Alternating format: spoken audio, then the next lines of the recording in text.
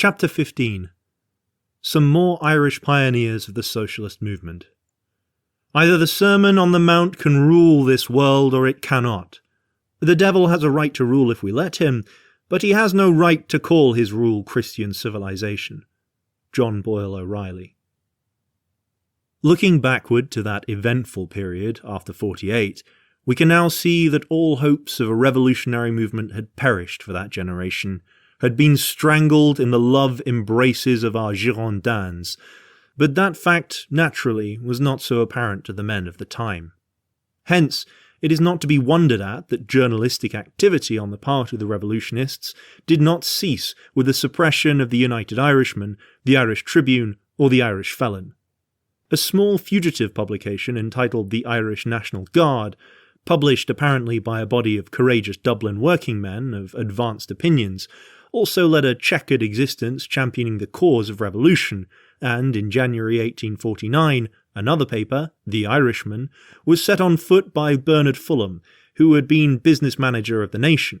Fulham also started a new organisation, the Democratic Association, which is described as, quote, an association with aims almost entirely socialistic and revolutionary, end of quote.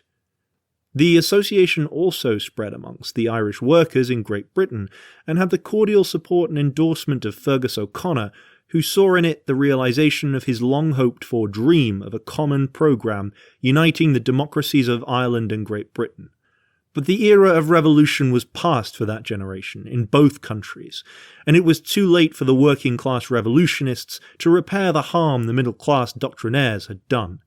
The paper died in May 1850 after an existence of 17 months.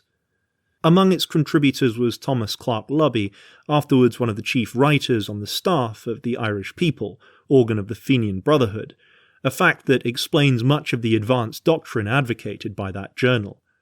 Another of the staff of the Irishman in those days was Joseph Brennan, whom we have already quoted as writing in the Irish Tribune.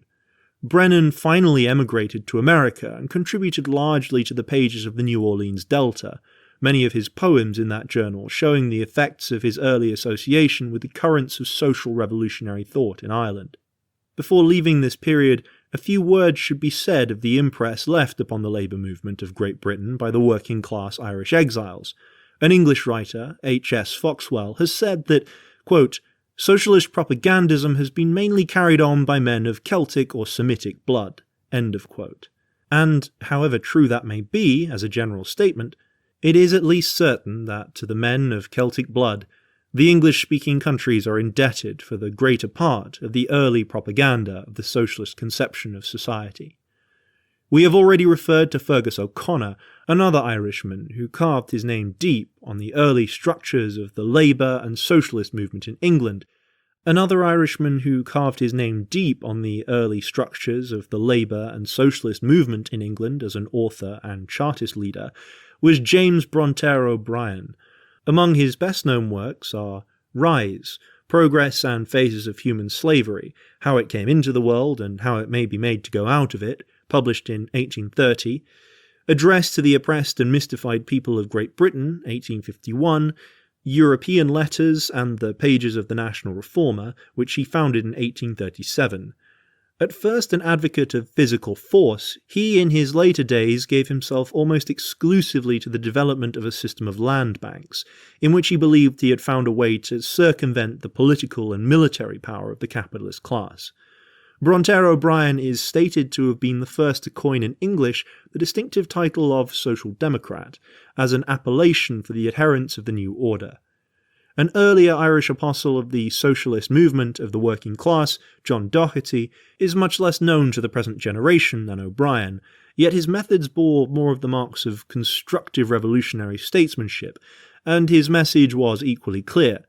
He appears to have been an almost dominant figure in the labour movement of England and Ireland between the years 1830 and 1840, spent little time in the development of socialist theories, but developed all his energies to organising the working class and teaching it to act on its own initiative.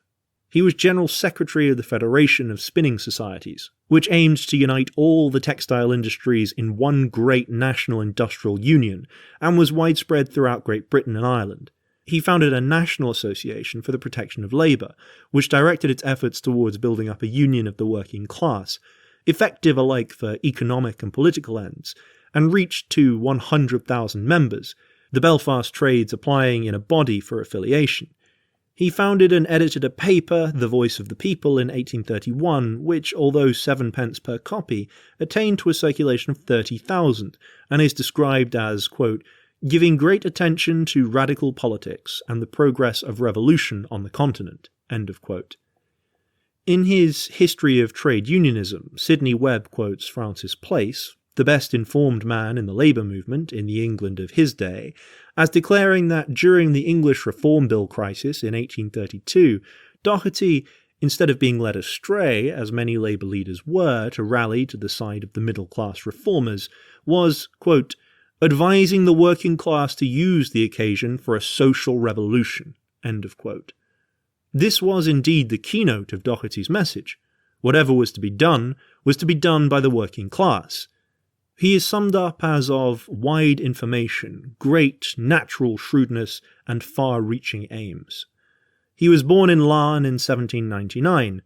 Another Doherty, Hugh, attained to some prominence in socialistic circles in England, and we find him in 1841 in London editing a socialist paper, The Phalanx, which devoted itself to the propagation of the views of the French socialist Fourier.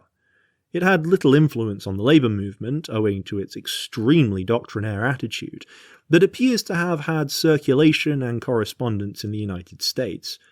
It was one of the first journals to be set up by a typesetting machine, and one of its numbers contains a minute description of the machine, which forms curious reading today. In general, the effect upon the English labour movement of the great influx of Irish workers seems to us to have been beneficial. It is true that their competition for employment had at first a seriously evil effect upon wages, but, on the other hand, a study of the fugitive literature of the movement of that time shows that the working-class Irish exiles were present and active in the ranks of militant labour, in numbers out of all proportion to the ratio they bore to the population at large. And always they were the advanced, the least compromising, the most irreconcilable element in the movement. Of course, the socialist sectarians and philosophers did not love the Irish Charles Kingsley, that curious combination of prelate, socialist, chauvinist, and virulent bigot can scarcely remain within the bounds of decent language when he brings an Irishman into the thread of his narrative. But the aversion was born out of their fear of the Irish workers' impatience of compromise and eagerness for action, and hence the very qualities which endeared the Irish worker to the earnest rebel against capitalist iniquity estranged him from the affections of those whose social position enabled them to become the historians of his movements.